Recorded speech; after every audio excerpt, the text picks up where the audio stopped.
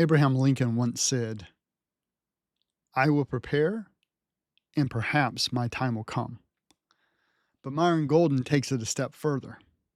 Your time is going to come whether you prepare or not. If you're prepared, it will reveal you.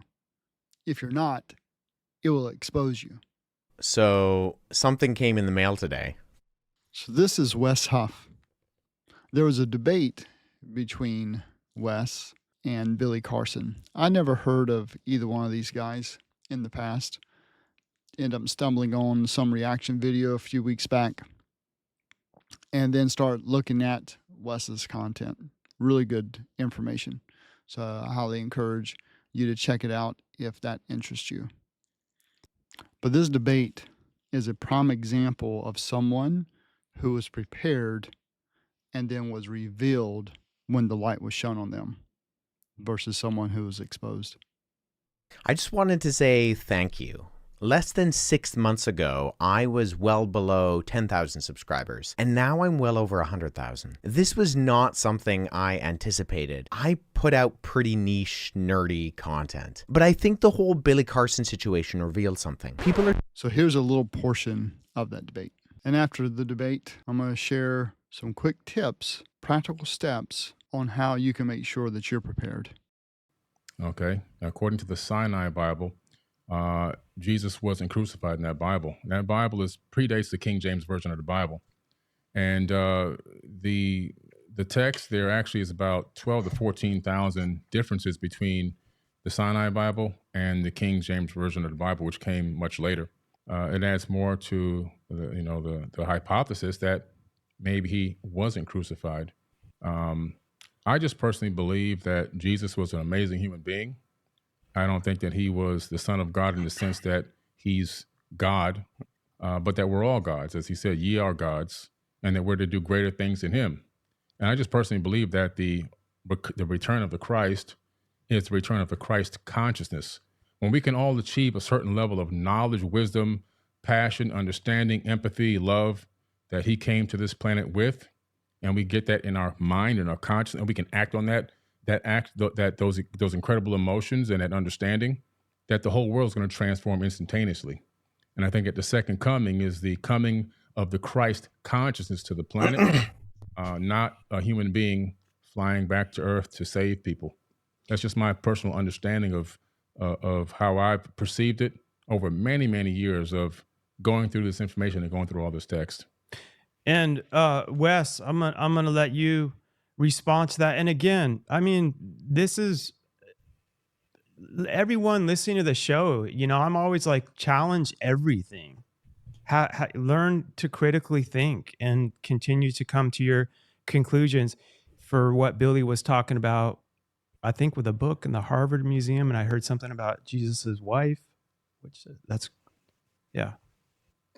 Yeah, well, first let me say, I think it's really cool to not just be in the room proverbially with you, Billy, but be able to interact with you, because I wish I could be there in person. Unfortunately, Toronto, Canada is a long way away from Florida. It's a little bit of a jaunt, but I really appreciate the fact that you seem to have investigated to a certain degree some of these facts. Do you mind if I ask a clarifying question? Sure. When you say the Sinai Bible, what are you referring to specifically? It's the biblical text that was written. It made it into you can actually look it up on Amazon. It's a Bible I have a version at home. It's called the Sinai Bible, right, from Mount Sinai. I'm assuming that's the mountain that they're referencing there. But they put together their own version of the biblical text prior to the King James Version being put out. Sure. So when you refer to the Sinai Bible, would you be referring to Codex Sinaiticus? Like the codex that comes? Okay. That's why I was trying to get some clarification, because so you can actually go and see Codex Sinaiticus is at the British Library. So you can go and see it. It's on display. And the British Library has actually digitized the entire manuscript. So I work with manuscripts in my linguistic work. I'm an expert on early Christian scribal culture, and particularly in Greek and Coptic manuscripts. I actually have I have a facsimile. So I have a photocopy that was done by the British Library of Codex Sinaiticus that I work with in my office. So I have it here. And the only reason I asked for clarification is because I want to make sure that what I'm addressing is actually what you mean, Gotcha. and not addressing something else. Because the Codex Sinaiticus in particular is just a Greek, it's a 4th century Greek manuscript. Mhm. It comes from approximately between 325 and 350 AD. And its text of the Gospels reads almost identical to the modern Greek text that we develop translations from. So my curiosity is just simply in kind of exploring when you say that it denies the crucifixion or that the crucifixion isn't there. I mean, I can go on right now, Codex Sinaiticus, and I can look up the end of, say, Matthew 27, Mhm. where it has Jesus being crucified. And that's in Codex Sinaiticus, or, the John 19, or any of the other ones. So I think my Ca- confusion is that it doesn't read any differently. So I'm just curious, like the Sinai Bible, is that where was that I piece found the discovered? text where I was referencing. Actually, I was misquoted. I misquoted there. It's the Gospel of Barnabas. okay, yeah, well, so that's good. So let's deal with that too, because I've actually worked with. There are 2 manuscripts of the Gospel of Barnabas. The Gospel of Barnabas is a really interesting document because it is a known forgery, and so that's why I think it's important to get to these sources. So at the very start of the Gospel of Barnabas, which we only have 2 copies of, one is in Italian and one is in Spanish.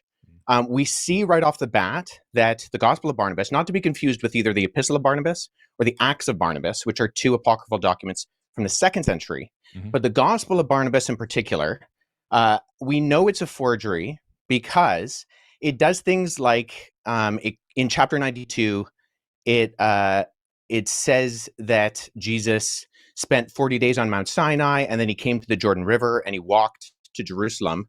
But Mount Sinai is more than a week's journey away from Jerusalem, and neither Mount Sinai nor Jerusalem are close to the Jordan River. So never mind there not being a route from the Jordan River to like around Mount Sinai or going to Jerusalem.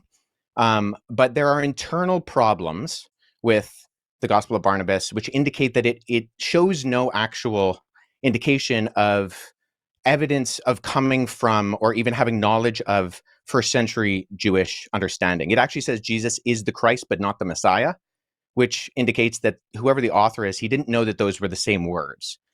And I think a bigger problem is that the Gospel of Barnabas actually paraphrases Dante's Inferno, which was written in 1314. So there's a lot of internal evidences that disqualify the Gospel of Barnabas, never mind the fact that we don't have any evidence of it prior to the 14th century, Mhm. and none in any other language other than Middle Age Italian Italian and Spanish. But the internal content of the Gospel of Barnabas disqualifies it from being ancient.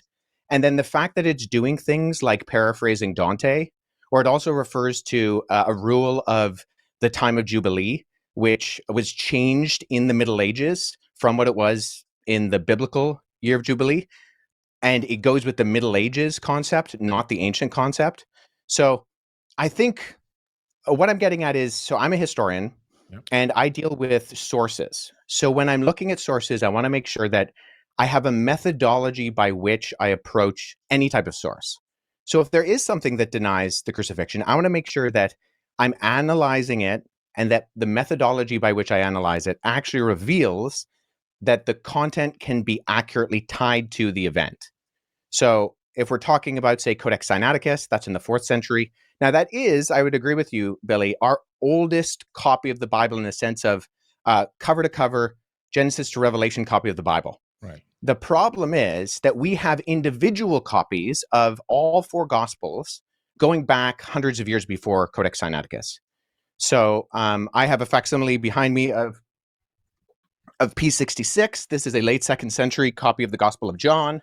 I work with this particular manuscript. I can just show the screen right here. This is an almost complete copy of the Gospel of John. and it Is that the has the papyra by crucifixion. any chance? Or is Yeah, that a so word that I just papyrus made is up? just the what it's made out of.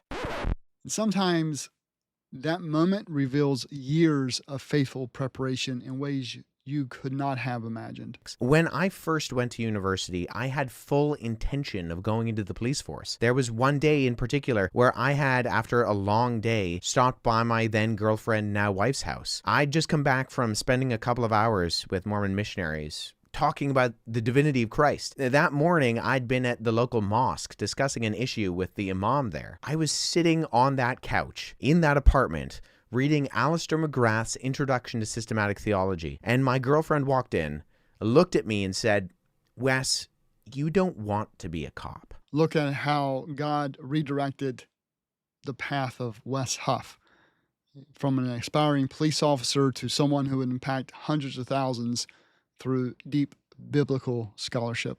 When I was doing my master's, I was working at a garden center, driving a skid steer and dumping soil into the back of trucks. I worked customer service. I worked as a forklift operator. When I first started my doctoral work, I was a delivery driver for an organic juice company. I would deliver juice to coffee shops around Toronto during the week and guest lecture at churches on Friday and Saturday evenings, talking about the transmission of the New Testament and how we got the canon of Scripture.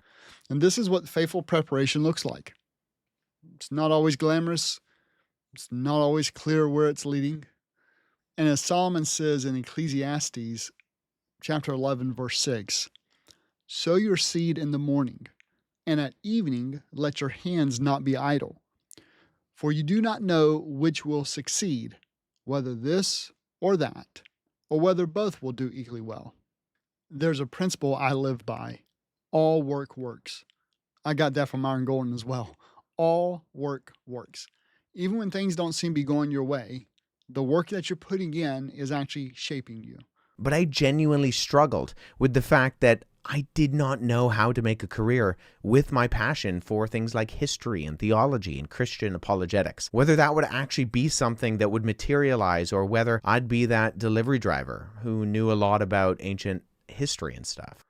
And who could have known that all those years of study, those ancient languages, those 2,000-year manuscripts, that would actually prepare Wes for a moment that would actually impact hundreds of thousands and most likely millions.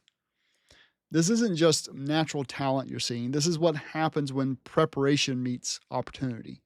Looking back, I can see exactly where God lay the stepping stones for the garden path that led me to where I am today. But when I was there, I really struggled with whether I'd actually be able to put my education into practice and be able to make a living from those skills that I've learned in things like historiography, biblical studies, and linguistics. In business and life, preparation isn't just about working hard. It's about staying fruitful to your calling, even when the path isn't clear. Now, Jesus told a parable about 10 virgins waiting for a bridegroom. 5 were wise and brought extra oil for the lamps. 5 were foolish and didn't prepare. Now, while this parable is actually talking about the end times, we can also glean business principles here. Like those wise virgins, Wes kept filling his lamp with oil, knowledge, expertise, understanding. Even when he was driving that forklift, even when he was delivering juice. People are genuinely looking for and seeking out well-researched, thorough, and credible content when it comes to things like history, the Bible, and Christianity. I've had the privilege to study the things I have, to learn ancient languages, and to be able to hold in my hand nearly 2,000-year-old manuscripts. And that's what preparation looks like when it's revealed instead of when it's exposed. And your time is coming too. The work you do now, no matter how small it seems, it's actually shaping you for that moment. And here's how to ensure you're prepared. You need to stay faithful. Like Mr. Huff, keep pursuing excellence even when the path isn't clear. Next, you need to master your craft. Go deep in your area of calling. Next, you need to trust the process. Remember that all work works. Next, you need to keep filling your lamp. Build expertise daily, even when it seems unnecessary. There are very few things in the world as important as preparing for what's coming. What did Abraham Lincoln say? I will prepare myself, and perhaps my time will come. What does Myron Golden say? Oh, your time coming whether you prepare yourself or not. If you're prepared when your time comes, it will reveal you. If you don't, it will expose you.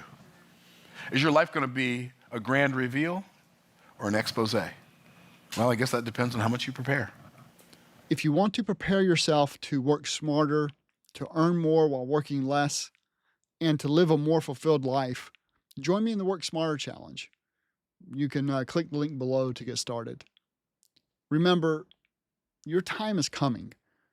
The only question is, will it reveal you or expose you?